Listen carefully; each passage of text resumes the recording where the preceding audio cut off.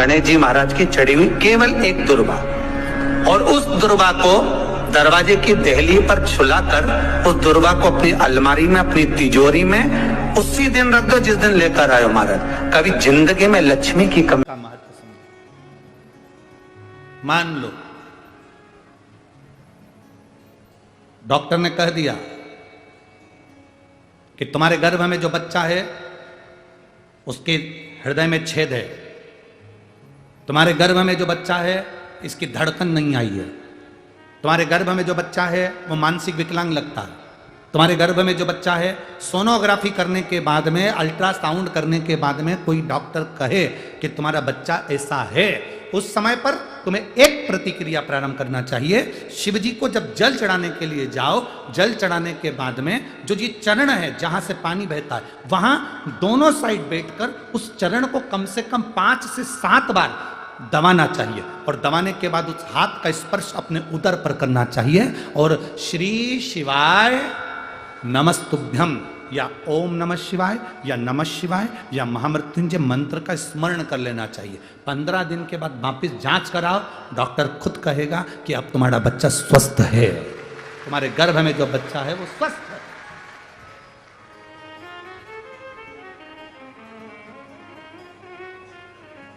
दूसरा स्पर्श, शिवलिंग, जलाधारी, दोनों चरण, बीच में अशोक सुंदरी, दूसरा स्पर्श अशोक सुंदरी का। किसी लड़के की उम्र, किसी लड़की की उम्र 35 साल हो गई, 40 साल हो गई, 25 साल हो गई, 30 साल हो गई, विवाह का कोई योग नहीं बन रहा। ज्योतिष आचार्यों ने कहा मंगल है, शनि है, ये राहु है, केतु है, सब बोल दिया।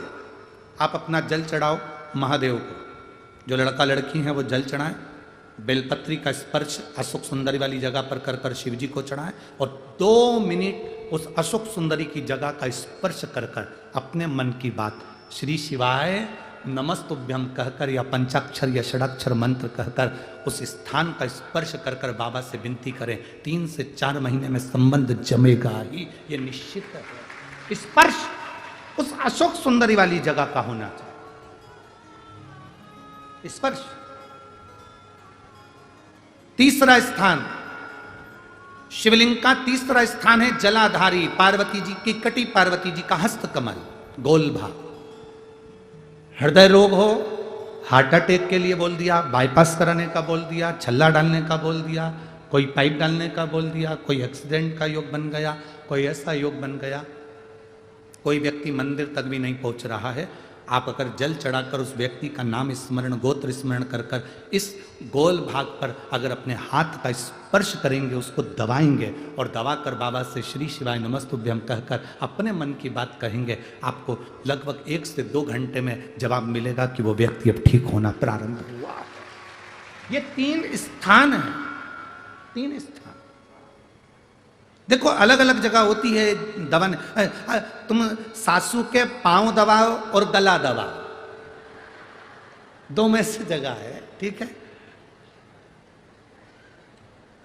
पांव दबाओगे तो क्या मिलेगा, बोलते जाओ, अलमारी की चाबी। गला दबाओगे तो क्या मिलेगा, अंतर है कि नहीं है, बोलो बोलो जम के बाद बोलो, अंतर है ना। गला दबाने में, पांव दबाने में अंतर।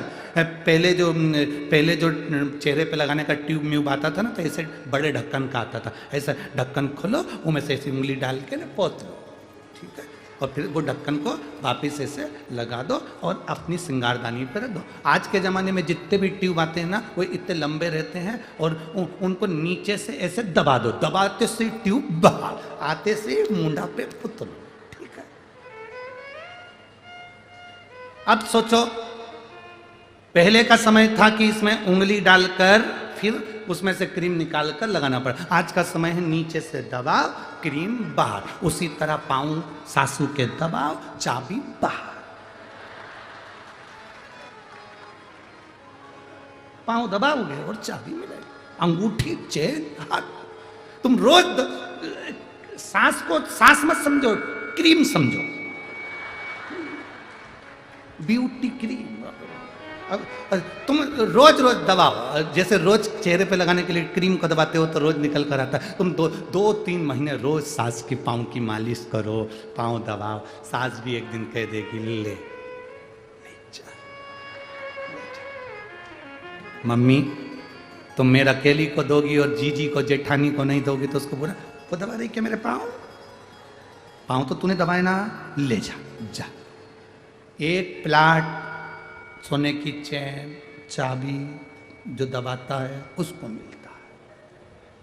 तुम प्रैक्टिकल करके देखो, आज से चालू। तुम यहां से जाने के बाद जब चालू हो जाओगी तो सास भी सोचेगी आज महाराज क्या बोला है।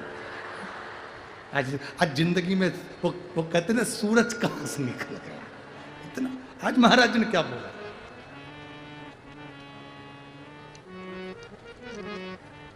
चरण नहीं छोड़ना, दो के चरण हमेशा दबाना, एक सास के एक स्वामी के, पति देवता,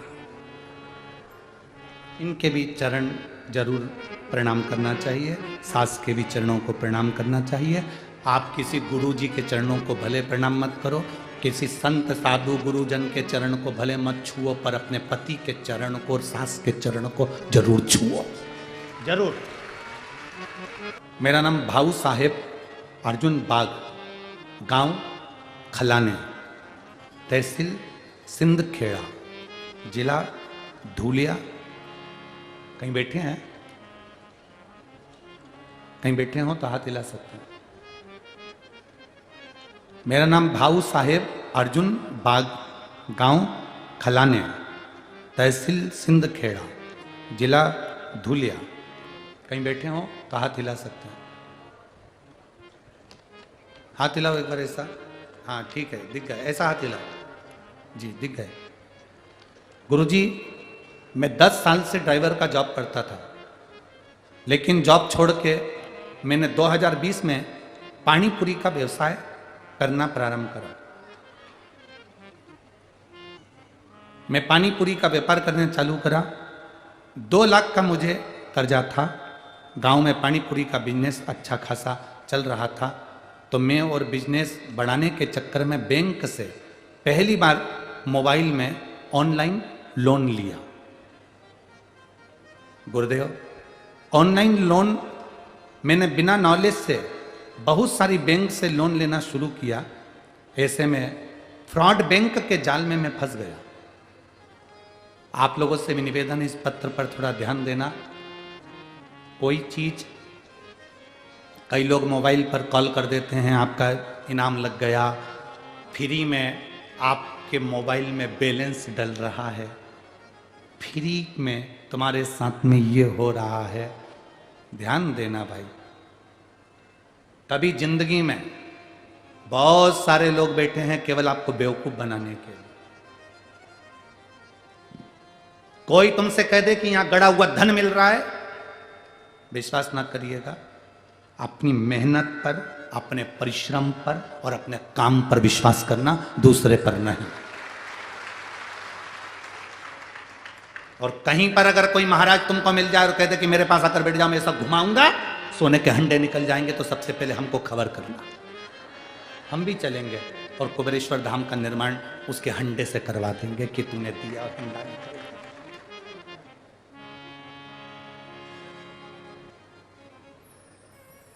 हंडा निकला और कुबेरेश्वर धाम का निर्माण हो जाएगा। करोड़ों रुपए की लागत से धर्मशाला बन रही है, गौशाला बन रही है, मंदिर बन रहा है, तो हम क्यों मेहनत करेंगे? हंडा ना निकलवा देंगे? अरे बोलो तो 40 गांव की जीजी सही है कि गलत है? अपनी मेहनत अपने को करना है, अपना परिश्रम अपने को करना है, अपना संघर्ष अपने को करना है। इस भाई ने लिखा, फ्रॉड बैंक के चक्कर में फंस गया और बैंक के जाल में ऐसा फंस गया कि मेरा पूरा मोबाइल हैंग हो गया। इतनी बुरी तरह से फंसा गुरुजी कि 6 महीने के अंदर मेरे सर पर 12 लाख का कर्जा हो गया। 12 लाख का कर्जा हुआ। लोन के चक्कर में धंधा भी बंद हो गया। समझ नहीं आ रहा था क्या करेंगे, डिप्रेशन में चले गया। आज 2024 की यह मकर संक्रांति है गुरुदेव। मैं 2022 की मकर संक्रांति को मरने के लिए सुसाइड करने का मैंने सोच लिया था। मकर संक्रांति के दिन मैं मरने के लिए जा रहा था, तभी एक महिला को केवल शंकर जी के मंदिर में पानी चढ़ाते हुए जाते हुए देखा और वो आंख से आंसू पोंछते हुए जा रही थी और उसके हाथ में एक लोटा जल भरा था।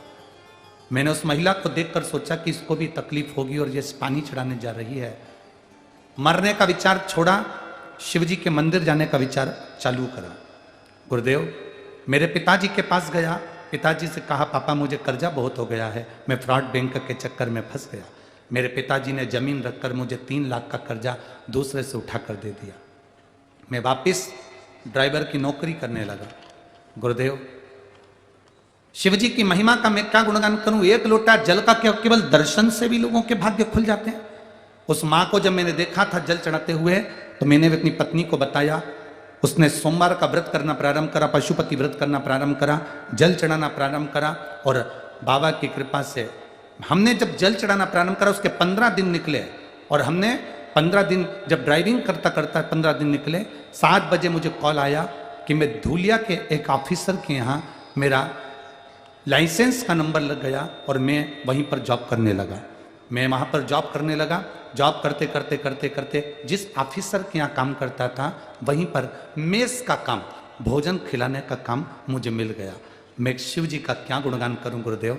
मेरा धीरे धीरे 4 लाख का कर्जा चूक गया। अब मैंने काम को और आगे बढ़ाया और बढ़ाते बढ़ाते